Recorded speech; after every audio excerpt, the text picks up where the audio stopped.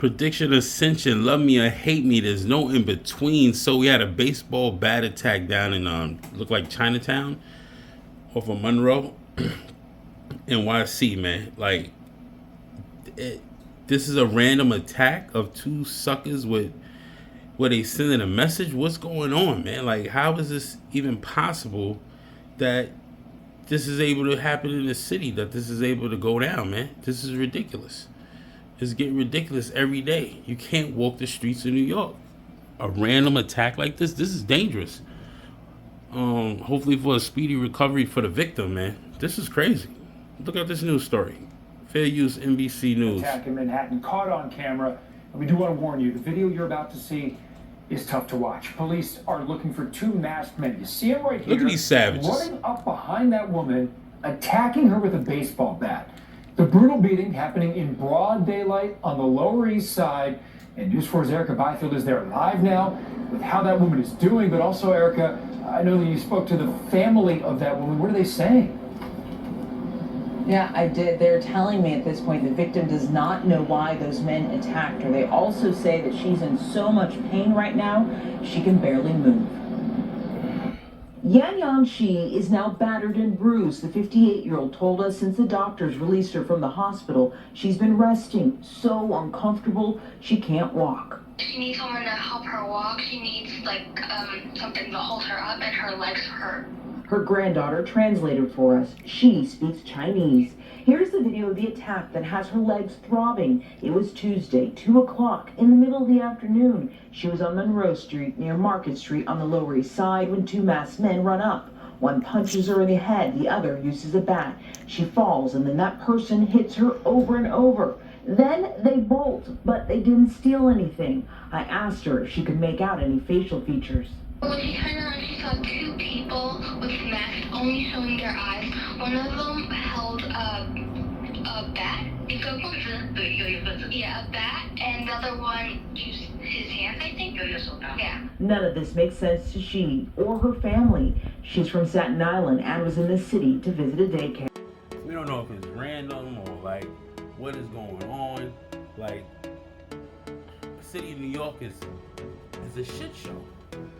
It's officially became a shit show, a Democratic ran shithole, and this is what we're getting. Like, they have to know her. There's something she's doing, but I guarantee you the CCP, the Chinese Communist Party, they're not having that. They guarantee they catch these two suckers, and we're gonna find out what was really going on. But check out this next clip. This is the craziest shit that you're about to hear about what's going on in the city, man.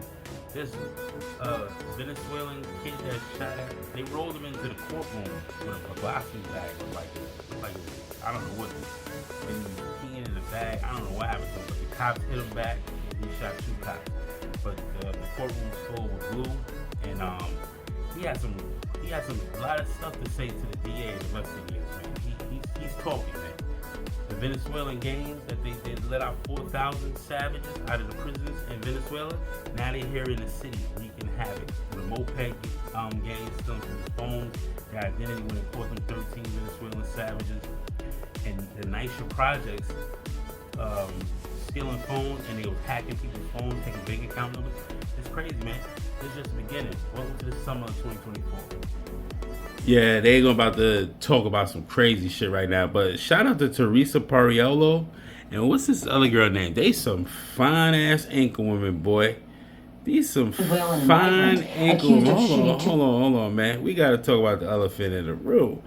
These some fine ass ankle women. Hopefully nobody think I'm simping over these white girls. Pariola, she's definitely look Italian. This is a mixed girl right here. She look Punjabi a little bit. Hindu maybe. But whatever. They some fine motherfuckers on Fox 5, man. Shout out to Fox 5 for getting some fine ass anchor women. Look at these two fine motherfuckers right here, boy. Ladies, look. Take a good look at this, ladies. These are conservative, modest women. They ain't got no neck booty out. She got a nice little rack on her right here, but she knows to be modest and stuff like that. Period. It's two fine motherfuckers too right here, boy. They looking scrumptious. That's all I got to say. But check out the news clip though. You know what I mean? His criminal activity goes much deeper than this one incident. Fox Eyes' Jessica Formosa joins us live from East Elmhurst with what he allegedly fessed up to. Jess. Natasha and Teresa, he said a lot, and we're going to get to that in just a second. But as you recall, this suspect came into this country illegally a year ago. He was arraigned on a number of charges, including 2 counts of attempted murder in the first degree. He used to live here at this shelter off Dimars Boulevard, but says he was kicked out. Now, he made a shocking confession to authorities, saying that he is a member of the vicious Venezuelan gang Tren de Aragua, and that gang is smuggling firearms into migrant shelters.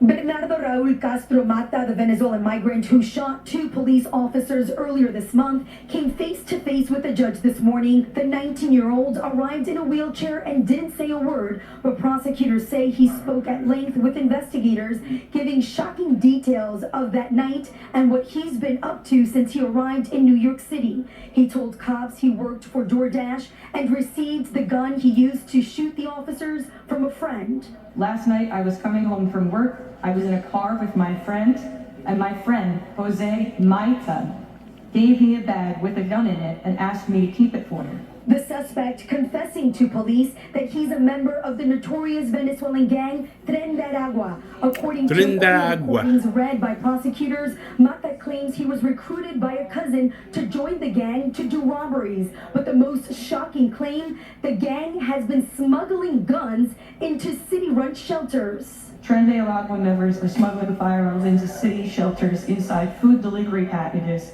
That way they don't have to go through the metal detector.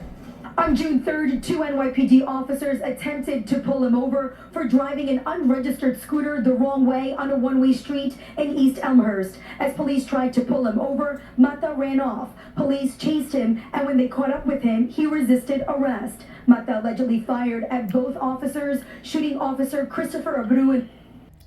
They not just seeking asylum, bro. They seeking vengeful, profitable ways of living in this city, man. And nobody's safe. Like, you're not safe, bro. That's why I take my job seriously when I go to these security jobs, man. I pat you down. I want to see what's in your socks, everything, man. I'm worse than TSA.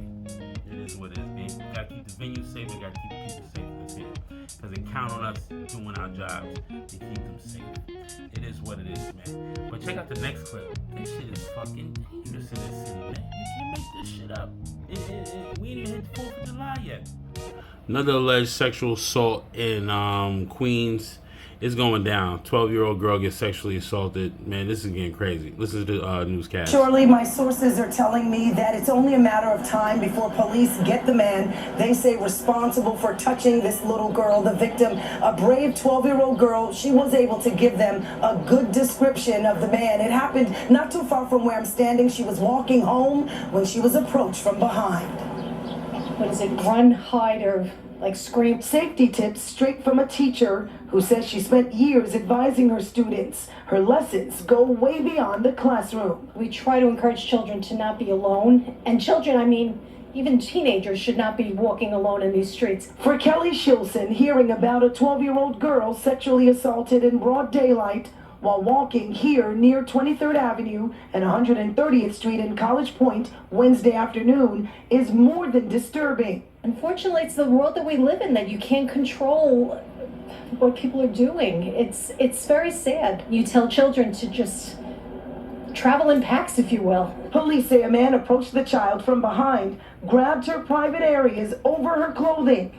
NYPD's Lieutenant Kevin Darcy with Special Victims is working the case. She immediately outcried to her mother, who immediately then called 911. Patrol and the 109 precinct started with the initial investigation, secured the crime scene, and then notified us.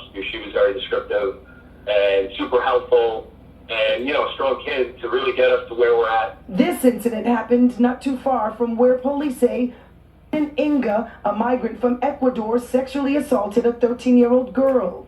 While the case... I feel for that 12-year-old girl. I have a child out here too. He travels back and forth from school, goes to school with his mom's, come back home by himself. He's only 11. I check on him all the time. She watches his every movement on her Apple tag or whatever. But the question is, like, when are we gonna say enough is enough? Whether he's a migrant or a person mentally or emotionally is getting dangerous here in New York City, man.